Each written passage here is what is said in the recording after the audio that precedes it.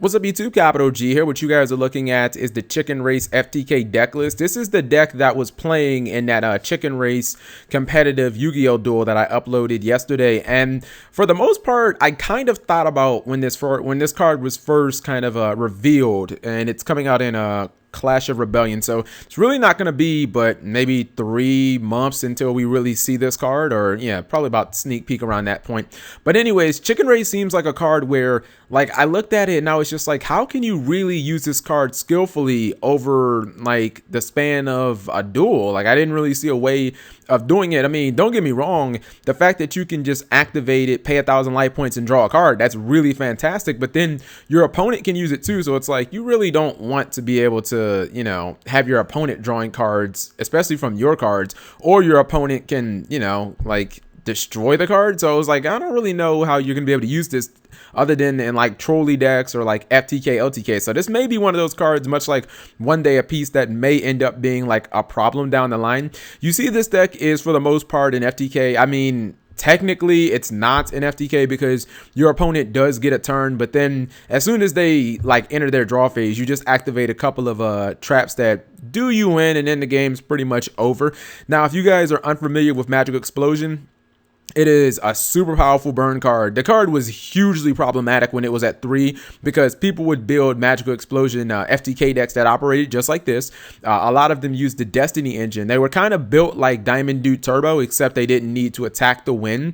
And you would just kind of fill up your graveyard with spells. You ran a pretty low monster count. It kind of ran the monsters sort of like Diamond Dude Turbo reasoning and all that good stuff. Diamond Dudes, because the Destiny engine was good because not only was most of the stuff searchable with Rhoda or Stratos, but then running Destiny Heroes meant that you could run D-Draw, so you could turbo through your deck, and then you could also run level 8 D heroes, things like Plasma and Dreadmaster and stuff like that, that were trade-in targets, as well as Dark Magician of Chaos.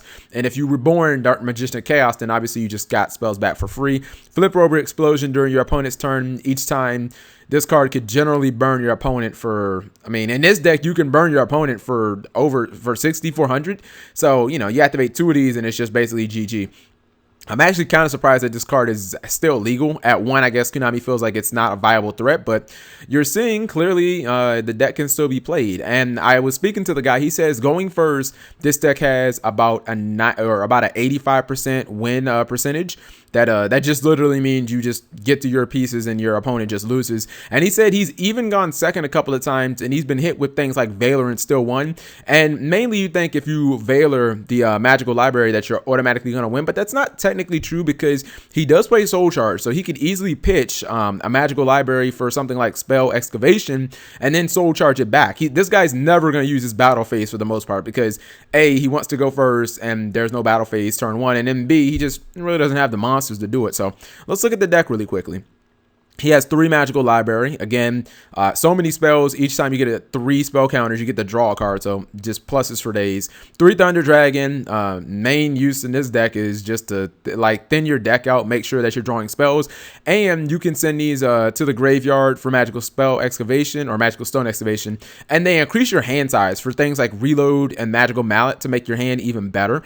3 Chicken Race, just a crazy derpy card. In this deck, the card is really good because it more or less acts as an upstart goblin in this deck. So it kind of serves the same purpose, and it's even better because it works towards life equalizer, which you need a lot less life points than your opponent, but paying that 1,000 makes sure that you have that condition met anyways. 3 pseudo space. It is the same thing as Chicken Race in this deck. Basically, you activate this and then you banish Chicken Race, and then this card turns into Chicken Race. And again, there are 6 ways in this deck to pay 1,000 life points. So it's really not hard, not only to constantly draw cards, but then to reduce your life points so that you can use Life Equalizer.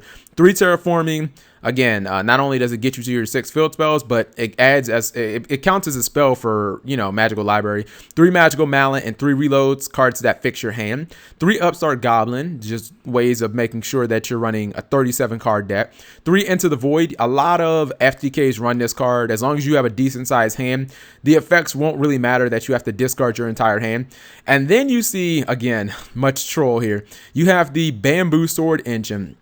You have the cursed bamboo sword, those three golden bamboo swords, and then the one broken bamboo sword. It's actually a somewhat viable engine. If you don't know, with golden is really like the card that just is nuts, because anytime you have anytime that you have a monster on field that that's equipped to bamboo sword, then you can just activate this card and you get basically a free pot of greed. You draw 2 cards, and what's great about the cursed bamboo sword is if it's sent to the graveyard, you can search out a bamboo sword card from your deck to your hand. So you can activate this, or you can just pitch it to the graveyard with like stone excavation. Then you can search one of these out, and then you can just activate it and draw a couple of cards for free. And then he runs another target just in case he needs it. 2 copies of Magical Stone Excavation. I'm thinking not only does it get you to your draw 2 cards like this, but then if your life points aren't exactly right, maybe you need to deal you need to pay another 1,000 just to put yourself in the position where Life Equalizer will be able to activate. Then you can just Stone Excavation for Chicken Race or for Pseudo Space or for something to adjust the life points. Upstart Goblin is again another way. So he actually has 9 ways of adjusting life points. 1 Pot of Duality, 1 Soul Charge. Soul Charge is another, actually 10 ways, excuse me. He can also Soul Charge for monsters and give up all his life points that way. 1 Life Equalizer. It's not that difficult to use in this deck. There has to be an 8,000 gap between life points, but again, each time he uses this, he has to give up 1,000. If he uses this to copy this, he has to give up 1,000. He can activate this to give his opponent 1,000, and then he can obviously activate Soul Charge. And Soul Charge, he can just summon a whole bunch of random monsters, have no intentions on using them, but he just wants to pay his life points down.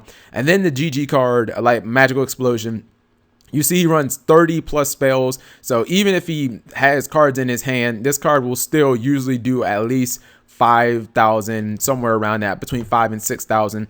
But if he uses like a Life Equalizer, then both players' life points become 3,000. So you simply activate Magical Explosion, then you chain Life Equalizer.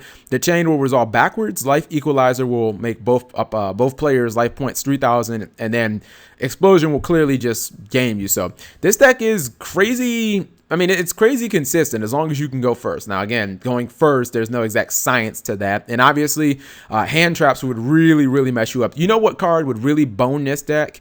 Actually, just as much as Effect Veiler is a Ghost Ogre Snow Rabbit, because your opponent can keep trying to activate that Royal Library, but the first time that they do, you just bam, pop it with a Ghost Ogre, blow it up, and it's in the graveyard, and the only way they can get it back is through Soul Charge, obviously. And if they use Soul Charge, they can't use Pot of Duality that turn, so little conflict there, but just in general, I really don't think it's much of an issue. So let me know what you guys think. Thank you for watching as always.